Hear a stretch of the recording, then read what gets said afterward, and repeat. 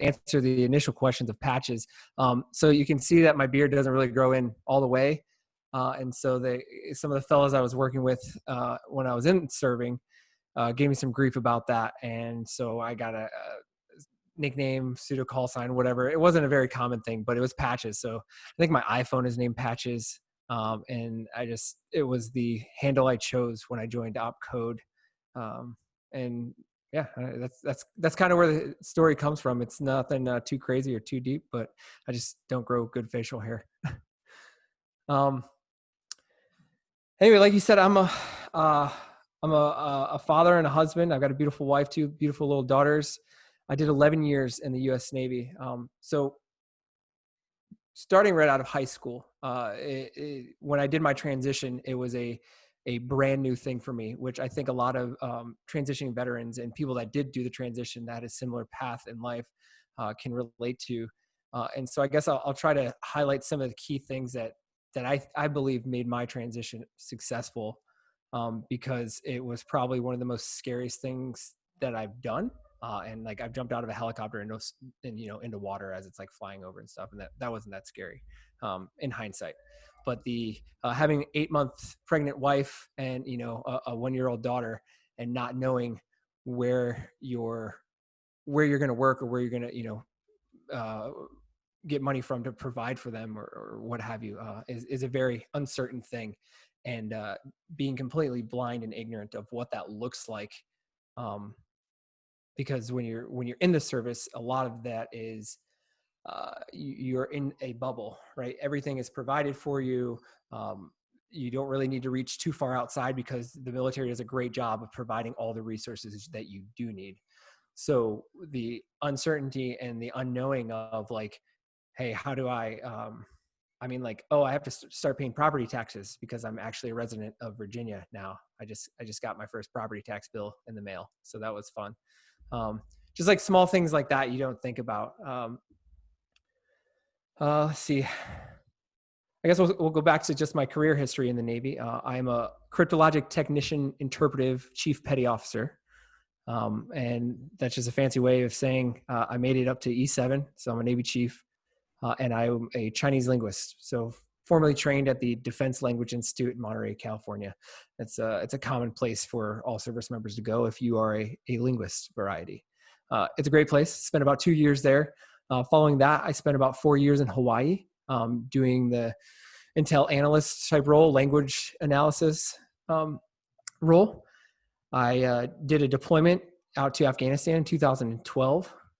I did they're called individual augmentation. So for about 8 months, or no, 11 to 8 months, can't remember which one that was, I spent in Afghanistan, where I got my first exposure to tactical SIGINT, or signals intelligence. Following that, I volunteered and screened for basically a program to go work with special operations forces providing tactical SIGINT for them. So that's where I finished up my career in Virginia Beach.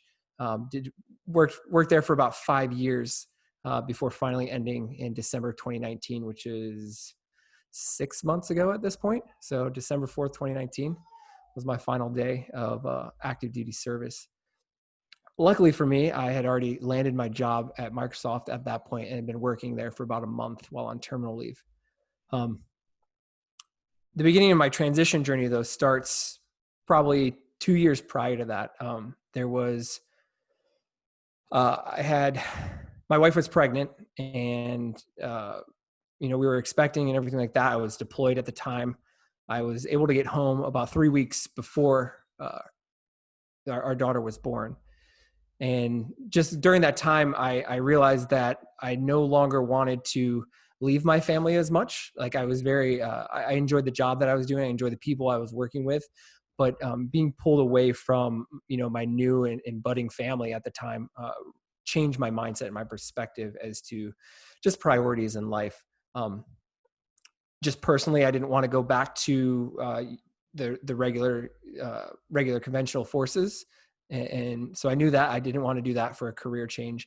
And I knew that if I wanted to stay in the special operations community, it would have eventually it would have taken me away from my family again, because, they have a very high op tempo, very high cadence of deployments and exercises and whatnot. You're always training and improving, which actually paid off to have that mindset, because I applied a little bit of that to my software development learnings. So when I made that decision during that deployment, I started brushing up on some C#, which is an object-oriented programming language out there, maintained by Microsoft mainly. I dabbled in some Python before, doing some kind of CSV analysis and everything like that, but I finally decided to buckle down and really solidify my learning as far as software development goes. There's a question from the crowd. What was it like to learn C# while being deployed? For me, it was, I don't want to say easier, because when you think of a deployment, a lot of people think, living in a tent and everything like that. I was very fortunate that that was not the case. I was still in a location where I had decent internet speed. I had a relatively comfortable living environment. It was comfortable. So that was the being deployed part was not a challenge, and it actually, being deployed lended itself to that, because some of you have been deployed, you understand that there's not much else to do on deployment besides work, sleep, work out, watch movies, work out, sleep, work. It's like Groundhog Day over and over. Not necessarily in a bad way, but there's a simplicity to that. I remember the shock of coming back after my first deployment. I'm like, wait, I have to make my own food.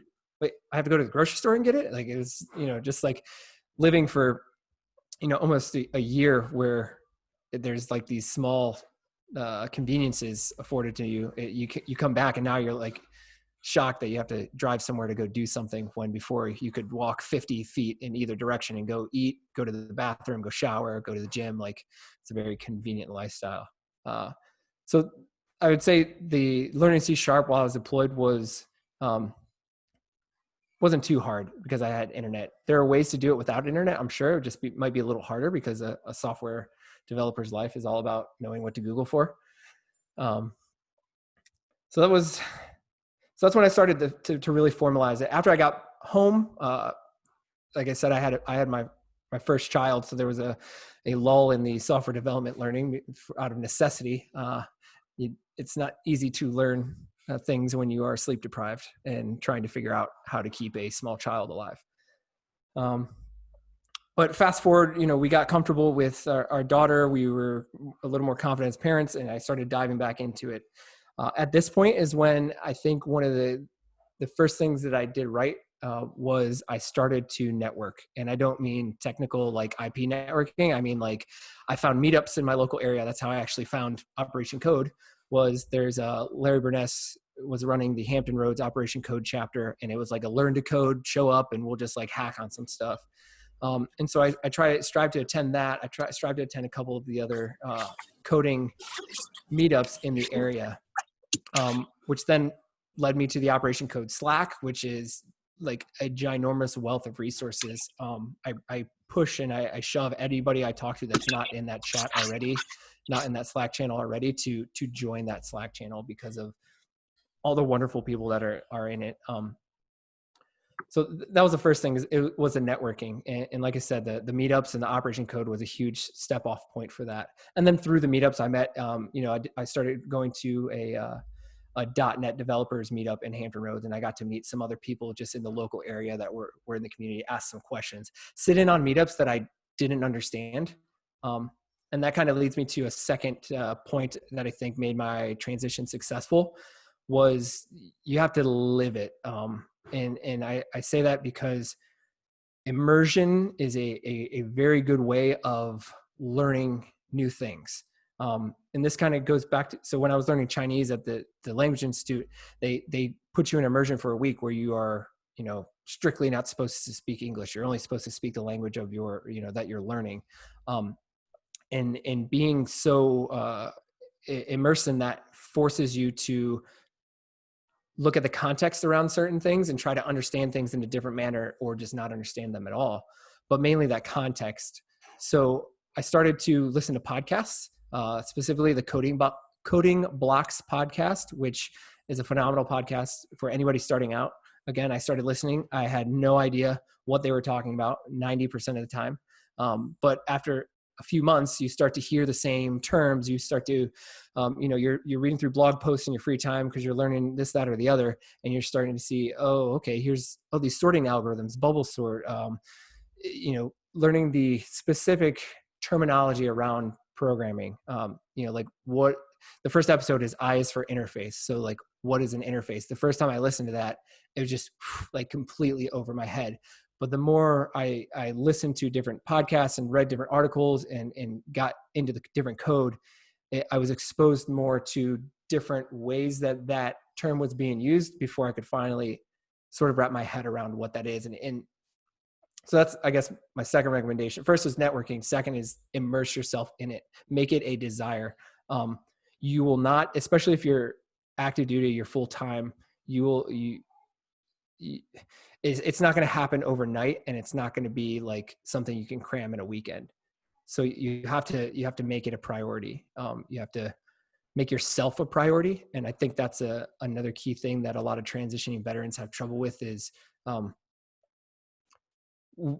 veterans in general tend to be very duty bound, right? That's why you sign up, you raise your right hand to go serve. So it is, you tend to have that, you feel that obligation. It's bred into you in the culture. You owe everybody else something. But if you are not able to break away from that as you're transitioning out, I don't think you're setting yourself up for success. And that's not to say like completely ignore all of your military duties while you're transitioning, but trying to either set realistic expectations for yourself and for those that you work with while you try to set yourself up for success is another big thing to do.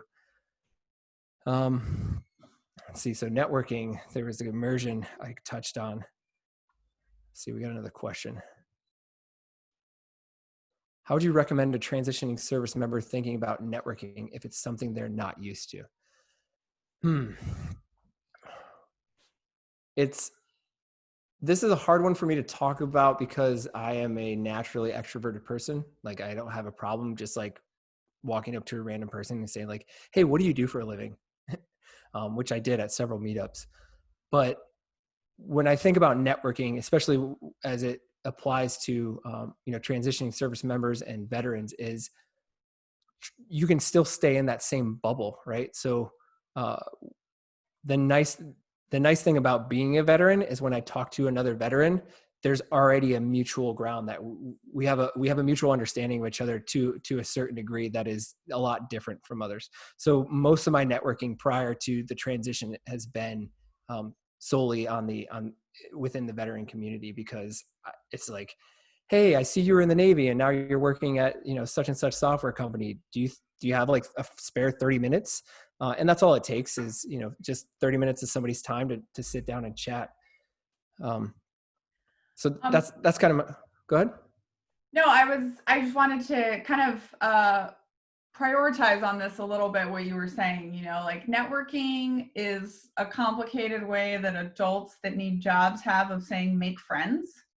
Just literally, right? Like make friends. I always say I learned so much from my child, because like 4-year-olds just run up to each other. They don't even need each other's names, right? They're just like, hey, I like you. Let's go play. And if you can find the way to do that in your community, people give jobs to people they like, people help each other that like each other. And in almost every, what you said about the military connection, right? In almost every networking advice you'll ever read, they say, find your alumni associations and then go find those people. And I always say to veterans, congratulations, you're an alumni of the largest association in basically the history of the world. And like Patch has said, any veteran will probably give you 30 minutes of their time to like help you develop your career. So just start reaching out to people and start connecting with them. Yeah, that reminds me, I want to say it was Tom Cal in the Slack channel, and it might not have been him. I apologize if it wasn't him and it was somebody else and I forget, but recommended a book called The 2-Hour Job Search to me. And in that book, like the first chapter is about going out and finding, people that are alumni of the school that you went to and everything. And I'm like, well, I didn't go to school. But then thinking about some more, it's, you apply that to the veteran mentality. Every veteran has transitioned. Like that is a beautiful thing. So like if you're in the middle of a transition, every veteran has done that already. And whether they were good or bad, they've done it. And they can either tell you how to do it, right? Where they feel they've had a successful transition, or they can tell you, hey, here's what not to do because I drove off post with my pickup truck and everything in the back of it. And that's, obviously that's not the most ideal situation, but you can learn from those people, even if they had an unsuccessful transition or, what they felt was an unsuccessful transition, but you're going to transition no matter what. So you've done it if you're a veteran. I guess let's continue on that just reminded, because that story was told to me by an individual, Ethan of 6th Gen, which is a cybersecurity company in Annapolis, Maryland. That's how he separated. But yeah, I guess we can jump ahead to that. So 6th Gen was where I did my Skill Bridge program, which if you're a transitioning veteran or if you're thinking about separating, look into Skill Bridge as a program. I think they call it CSP, Career Skills Program, in the Army or in the Air Force or something like that. But essentially, it just warrants a service member the last 180 days of their enlistment to go intern somewhere, and that can be anywhere. There are pre-canned kind of like programs for it, but I found you can find a company and intern with that company, and that's what I did with 6th Gen through Ethan. And again, this was a networking thing that basically a guy that worked at one of the commands that I work with, he was on the outside, he was doing good. And I was like, hey dude, how do I find like companies to work for? And he's like, hey, I know a guy that might have something for you. And I ended up having, dinner with the two of them, and over dinner discussing with Ethan. He's like, yeah, man, I'll give you an internship. Give me the paperwork. Let's get this done.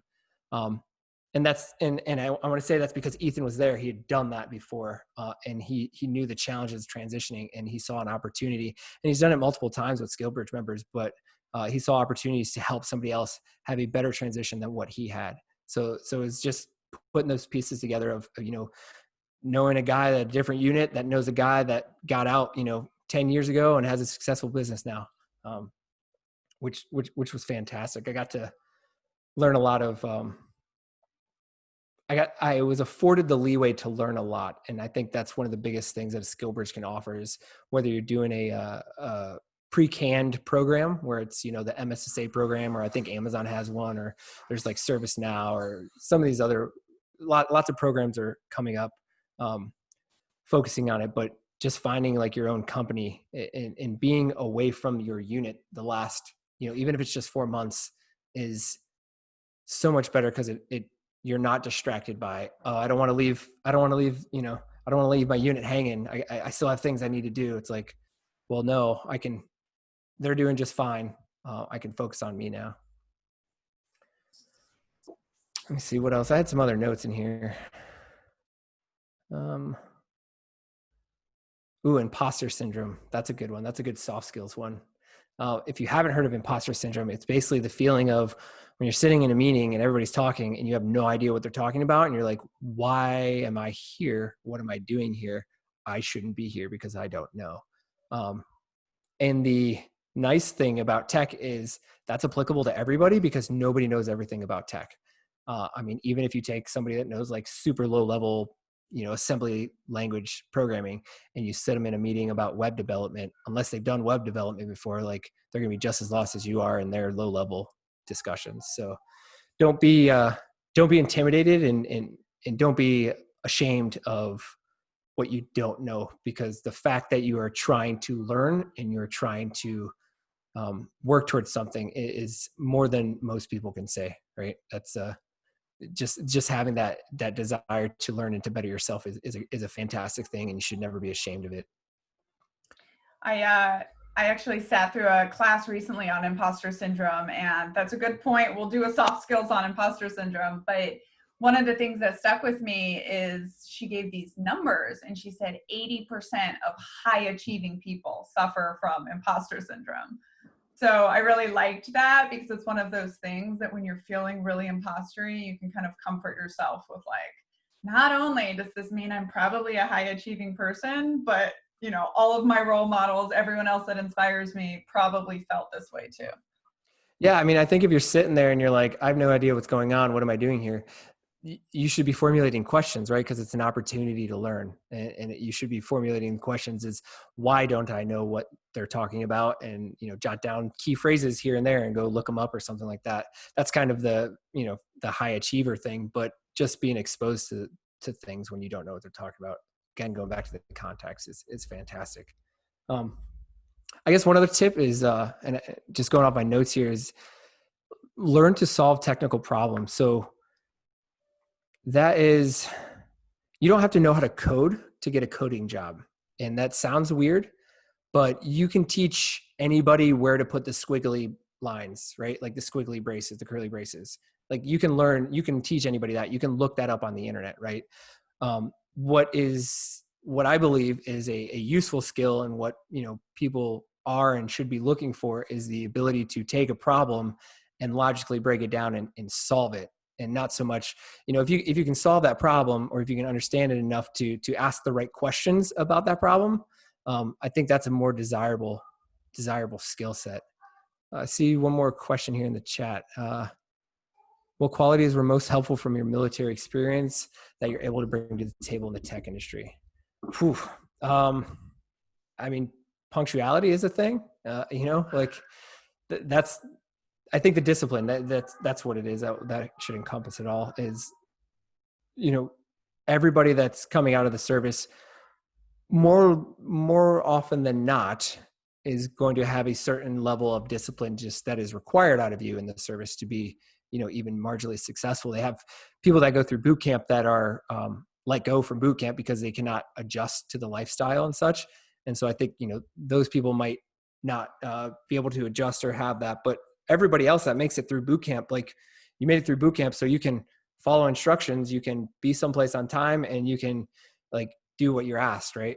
And those are very, very useful skills to have in the real world. And it's something that I didn't realize is that's not a common skill set to everybody, as much as you might think it is.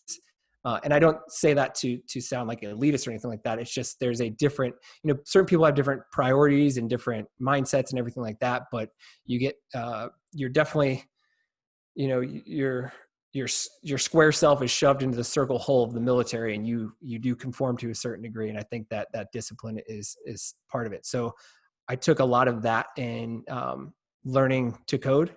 And a specific example is the last 2 years of my career, I would wake up at 5 and code until 7. And then I would get ready for work. And then I would go to my, full day job at the Navy. And that the discipline needed to do that, right, is the same discipline needed to get up at 5 and go to PT every day. So that was one thing that definitely carried over.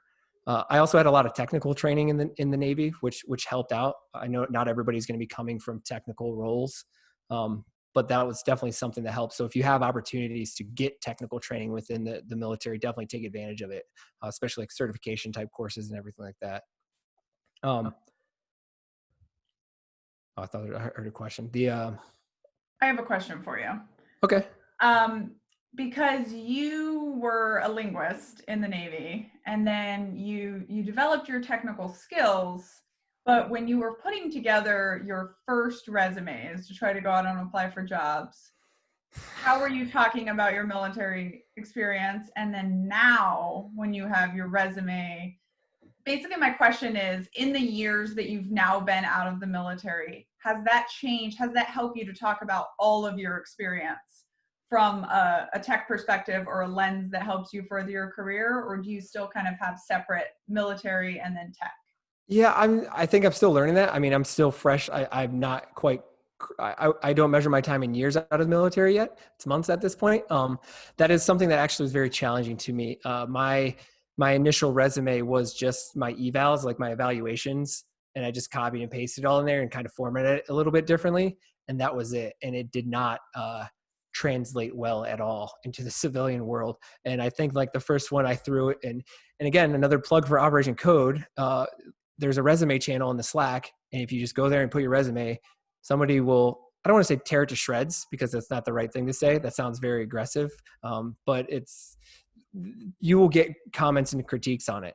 And it was amazing. Like I took this 4-page behemoth and I threw it in there and everybody's like, nope, not 4 pages. Like trim this down. Why does this say this? Nobody understands what this is outside of the military. And I just like, I iterated. I think I had like 3 or 4 different versions of my resume before the final version that I'd used. So that was definitely something that I learned.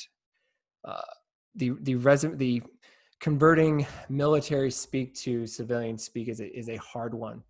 And I'm not even sure I've mastered it enough to comment more on that. Okay, no, that's actually impressive, because I did not realize that you had not been out of the military for that long. So thank you for sure for sharing this like very, very bold experience with us. And one of the things, you know, that I also always like to tell veterans that I work with, which you're doing right now, so this is a great example, is just, if you think about any time you've ever listened to a speaker, right? Whether it's an online thing like we're doing now, or whether it's someone getting introduced in the front of the room, you never think to yourself like, oh, wow, that person just doesn't have it together, right? You always think to yourself, man, this person is really cool. And so as the veteran that is trying to build your platform, your career, the people that you know, the networking, you can reverse engineer that. I call it front of the room advantage. You can put yourself in the front of the room like Gary is doing right now, and people start seeing that, start hearing that, start looking at you as like, oh, wow, you do all this stuff, you know? So I think I always love that tip for people. And I definitely also wanted to congratulate you for doing that. Gary reached out to me when I said, we want to do a series of soft skills workshops. And he said, well, I just did this big transition. I'm happy to talk about it. And that's something everybody can do, right? Yeah, definitely. I like to think I like along my journey of learning software, I failed enough to become successful. And that's another one of these notes I have on here is like, don't be ashamed of where you're at in your journey. Don't be ashamed of what you don't know or what you do know. Definitely don't be ashamed of what you do know. But a lot of times I've asked people about like projects or something like that. People I've chatted with, mentored with, or whatever, and they're like, "Oh, yeah, it's up there." I was like, "Oh, is it on GitHub?" They're like, "No, I mean, I've got it up there. It's just a private, you can't see it." And I'm like, "Well, why?" They're like, "Oh, I don't want people to see it. It's not good." And I'm like, that doesn't help, because if you're not exposing your work to other people, like when you're working in software, your work will be exposed to other people because you have code reviews. You have, somebody else is going to go back and read your code eventually to change it eventually when it needs to be updated, what have you.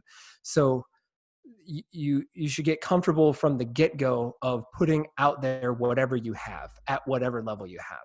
If you look at my GitHub repository, I probably have like one of my first repos still on there of, I couldn't even tell you what it is, but I would be probably ashamed if I went back and looked at it. I would not be ashamed because that's not what I'm telling you to be. But I would look at it and be like, what was I doing? Because I didn't know what I was doing at the time, or I didn't have as much of an idea of what I was doing. So don't be afraid to share and put yourself out there, especially when it comes to code. Mainly because if I ask you about your code and you're like, hey, I have this project where, I'm writing a website to help my niece sell cake pops, which that's a real website from somebody that I've been chatting with recently. I was like, oh, is it on GitHub? And he's like, oh, no, I haven't put it out there yet. I'm like, man, get it out there. Because guess what? I will go in there and I will look at it and I'll try to make it better for you, right? So if you don't have your code out there exposed to the world in a public repository, obviously if you don't want to do that, you don't have to. But if you don't have it out there, then it's a lot harder to get help from somebody else. So anytime I was working on a project, I always had it in a public repository. And then multiple times through my journey, I used the mentor request in Operation Code to say like, hey, can I get 30 minutes of somebody's time to help with this one specific problem? And it was easy for them to go out and grab the code down because I had it hosted publicly. So I guess that's a lot of ways of saying just, don't be ashamed and put your stuff out there. Even if it looks bad, it's probably not as bad as you think. And if it works, then it's not bad at all, right? So just another. Like the famous quote from Reid Hoffman, who's one of the founders of LinkedIn, who said, if you're not completely embarrassed by your MVP, you waited too long to launch, right? So you're the first product that you put out in public.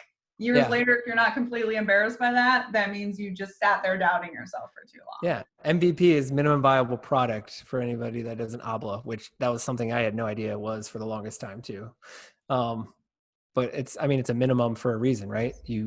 Software is about iteration, right? You just iterate to make it better. Life is about iteration, right?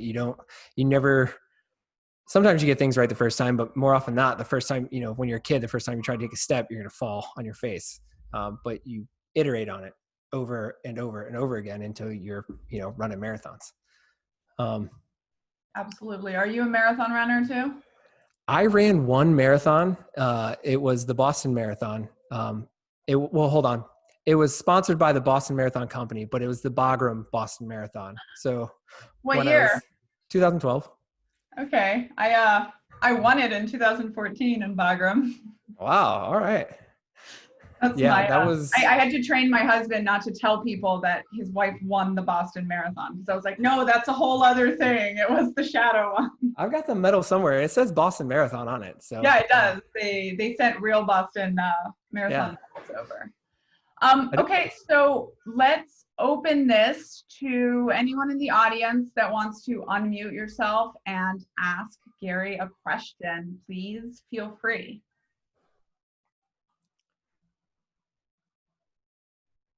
I have a question. Oh, go ahead.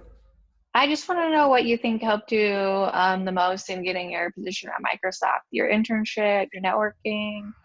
Networking. So so I interviewed at Microsoft, AWS, and Google. Microsoft and AWS was for software developer positions, and then Google was for a sales engineer position, which is more of a like customer facing engineering position. And the only reason I got those was networking. The position at Microsoft, I was referred by a coworker of mine that was at the same unit that was now at Microsoft. So we had a history. So I think I had a little advantage there with that referral. The referral to AWS was again through, it was a coworker that knew a guy that was at AWS now that had just retired and was at AWS. So he referred me there.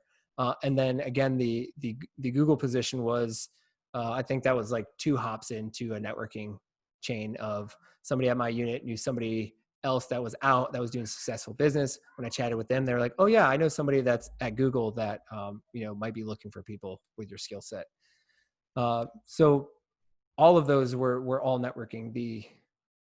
Obviously the skills help, like you have to have some skills to interview and be successful, but I think the hardest part is going to be landing the interview in the first place. And that's where the networking will help you the most, is because you can't get any of the jobs that you don't interview for. So getting into that interview by networking, getting a referral from somebody is the first step. And referrals is easy as like going on LinkedIn and finding a veteran and be like, hey, I see you're at this company. Would you mind chatting for a little bit? I'm interested in this company. And I mean, somebody's probably not going to refer you right off the bat, but if you have a conversation with them, you show, initiative and desire and what have you. I don't know why they wouldn't. I have referred people from that same kind of, they struck up a conversation with me. They took an initiative to reach out to me because they knew I was where I was.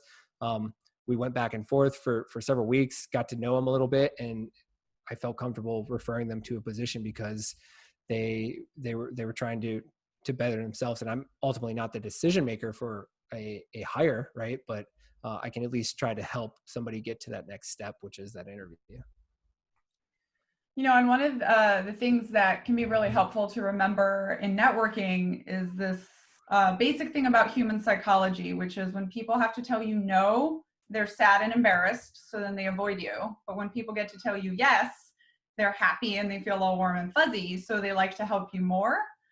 So they've done all these studies that show that when someone does you a favor, they actually feel more indebted to help you in the future. So I always say, ask for things that are an easy yes. don't ask for a job, because if they don't have one, they're going to feel embarrassed and not want to see you again.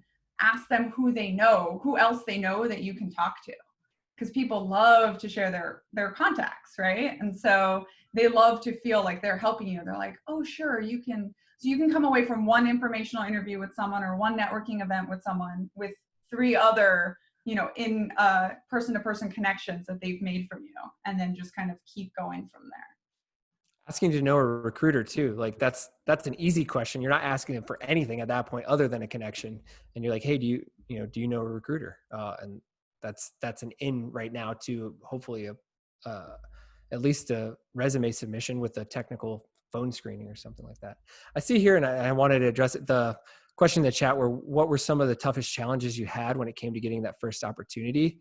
The toughest challenge was the unknown of not knowing how interviews happen. Like that's a really poor way to say it. Like I'd never interviewed in my life. So I interviewed at Kmart and I interviewed at a construction company before I joined the Navy. And there really wasn't an interview in the Navy. Like they just stuck a tongue depressor in there, like shine a light in there, is good to go. But not having that experience was probably one of the toughest things and the most nerve-wracking things, because you just don't know what you're getting yourself into. So I would recommend to a lot of transitioning service members is apply to everything, because why not? I did a lot. I applied to probably like over 20 different positions and interviewed at most of those.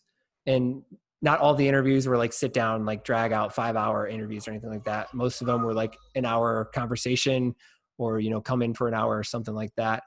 But the practice of going and talking to somebody and hearing the questions that people ask during interviews was like super helpful when it finally came to landing the first opportunity that I really, really wanted, right? So by the time I got to my AWS, my Microsoft, my Google interviews, I had done at least a dozen other interviews at other companies that I would have worked there if I had not gotten a job at Microsoft, but they were, they weren't the goal. They were obviously a great opportunity because it's a job is a job. And at the end of the day, like you can accept a job if you need a job, but they were practice in my mind. It was a way for me to develop the interviewing skill or just get exposed to interviewing.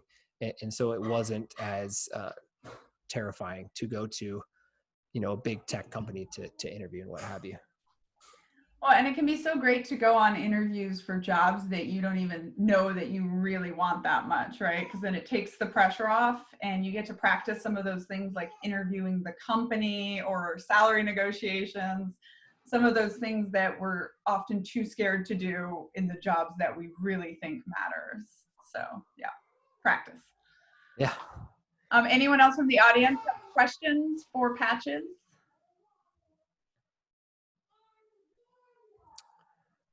I'll go back to my hobby, tabletop role-playing game that you're not sure what that is. I like to explain it as, so probably most people that have seen Stranger Things know what Dungeons and Dragons is, right? So it's become pretty mainstream. I play a version of that called Pathfinder, but I like to refer to it as collaborative storytelling. So me and some friends get together, it used to be around a table, but now COVID, so we do it online. But we get together and you have one person that is the lead storyteller, if you would, and they are narrating the entire scene. And you have people that are actors within the scene and they decide what their characters do. And everybody just, it's a collaborative storytelling environment where one person kind of guides you down the river, but somebody wants to jump overboard. You just pick it up and go from there. So it's just a fun way to get together with friends socially and not stare at a screen. Well, now we stare at a screen, but before we stare at each other around the table. Gary, you're a fascinating person. I just want to point out for everyone watching this, like the way he took something, like it's this game that we play and he explained it as collaborative storytelling, this very great school. Like that's what we all need to do when we go on interviews, right? You'd be like, I'm fantastic at collaborative storytelling. You can build a whole story around that game. and they'll never even know you're talking about playing a game, right? You're just like, your skills that I have. Danny, did you have a question? Yeah. Hey, thank you for hosting. I came a little bit late to the party here. I converted the time differently because I'm over here up in Seattle, and you guys had it posted for Eastern time. Yeah, so definitely, I'm actually graduating this quarter. So, I mean, it's unfortunate, right? Graduating in a time where we're in with the COVID-19 adjusting and all that. Well, what are some key insights you could like give us to when staying competitive in the recruiting process with full-time jobs and all that? Oh, staying competitive in the recruiting process. I'm not sure. I guess my first question is where are you graduating from? Are you going to college right now? Are you in school? Yeah, so I'm actually at the University of Washington. Okay. I'm in the business school there. My focus is information system. And I've been applying all over from the Secret Service side, the government side, and also technology and just big tech firms out here too. So I think like I'm doing whatever you're telling us to do right now. I'm just shotgunning applications out and seeing whichever sticks. But, okay. Go ahead. No, I would just say that one thing that I think you might be able to do is have a project or have something technical to talk about, right? So, and this kind of goes back to like don't be ashamed of what you're doing, but if you have something to talk about technically, instead of just talking about, well, this is what I learned in class, or this is what I did for a class. One, it shows that you have a desire outside of just like your obligation to complete your coursework, to work on technical problems and solve it. It also gives you a frame of reference of talking about like, okay, yeah, I was working on a Wi-Fi tracking antenna array where I had two Wi-Fi directional antennas and I was comparing the signal strength from them. And it just shows that you have something to talk about, and it gives the interviewer or the recruiter, or whoever it is doing the technical screening, something to ask you about. If you don't have, I'm sure they have lots of pre-canned answers or pre-canned questions or what have you to ask people. But if you have something that you're passionate about that you can talk about in depth, I think that will definitely make you stand out from somebody that doesn't necessarily have something. And that's not saying that you need it, but it would definitely help, right? If you have a project that you're like, yeah, I was working on this project and I really got stuck on, the fact that I couldn't create a front end for it because I didn't know what was going on. It's like, well, tell me what you did. And then you can go into the process of that. I think that will give you an advantage over somebody that might not have those types of experiences. Also, Danny, you can connect with me offline because I'm Seattle based too. And I know a couple of programs like Into Microsoft and another thing called Foursquare that I think might help you out a lot. And I'm happy to give you some introductions. Thank you. Thank you so much, Danielle. See, networking. All right. Speaking of projects, how do you decide what's the next topic that you want to learn or dive into? Is that all work driven at this point? No, that is not a work driven for me at this point. Right now, the tabletop role playing game is my driving force. So I'm in the middle of creating an iOS app for it. So you have your character sheet that you track all your stats on and stuff. So I'm trying to create an iOS version of that.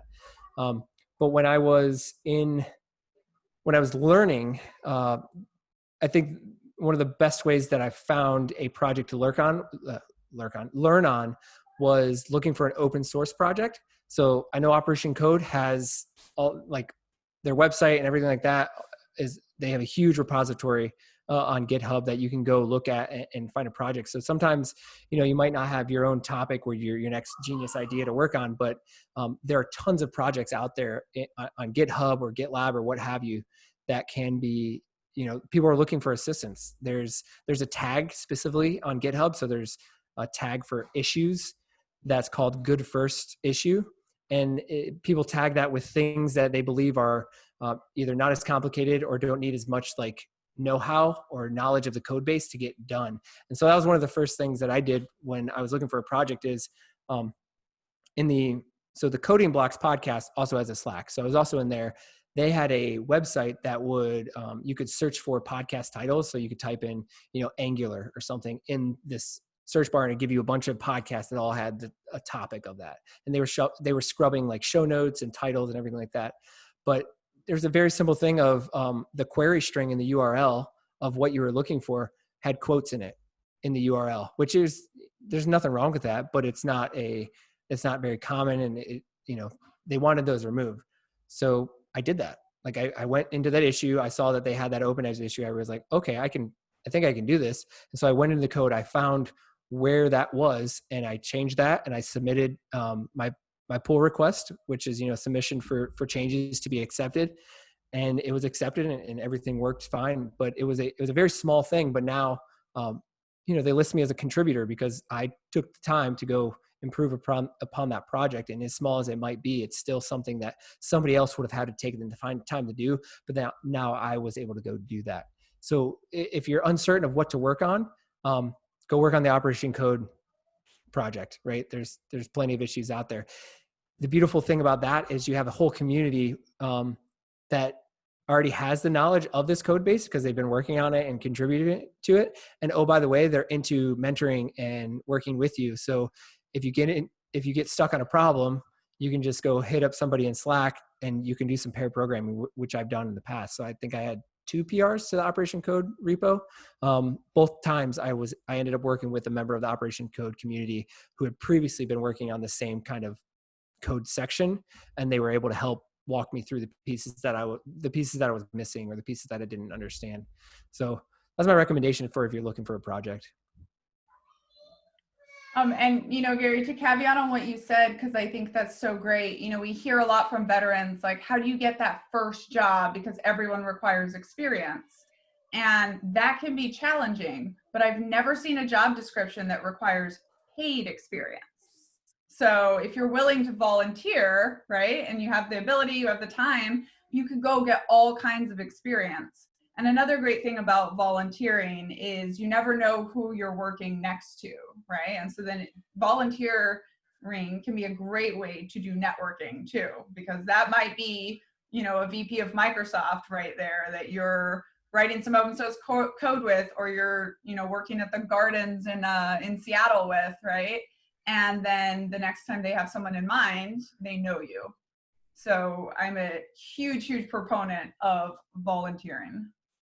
Yeah, definitely. No, I guess I don't have an example of that. Sorry. Nope, you're good.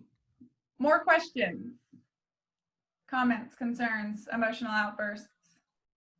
Only from the 2-year-old. I know, she's so cute. Like, I've got my own 4-year-old upstairs and I'm still like, oh. Gary, how old are your daughters? Well, the one you see there is 2. And okay. Well, there's the other one. She's 4 months old. 5 months old almost. They're little. Yes, they are. Adorbs. All right. Well, I suppose if you have any last words, Gary, that would be great. We can start wrapping up. Okay. Yeah, I guess I'll if anybody wants to reach out to me, you can find me in the Operation Code Slack, of course. I'm also on Twitter at Gary R. Krause 1, Krause 1. I'm also on LinkedIn. If you just search for Gary Krause, you should see this mug here. But yeah, reach out to me, especially if you're a transition veteran or if you're a soon-to-be college graduate. Feel free to reach out.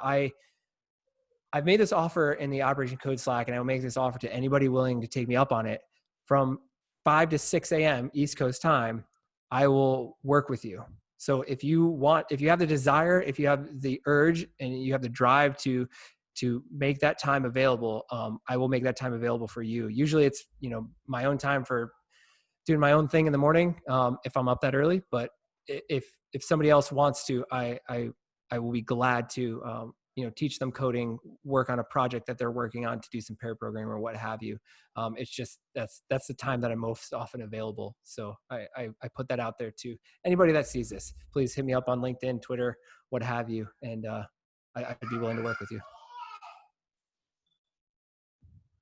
Awesome. Well, thank you so much again, Gary, for joining us today, for sharing your expertise.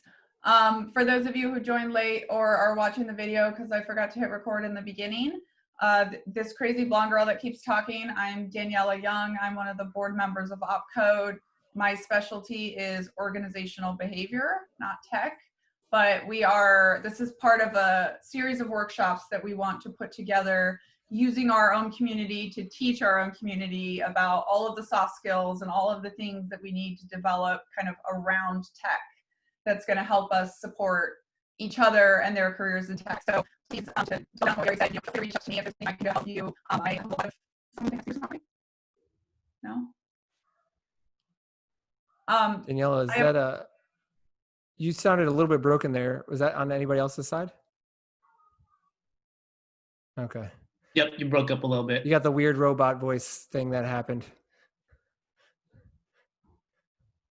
Now you're muted. Great. Okay. I hear you now. So I was just seconding the, feel free to reach out to me, to any of the board members. We are trying to start doing these things more visible and available to the community, especially for job times.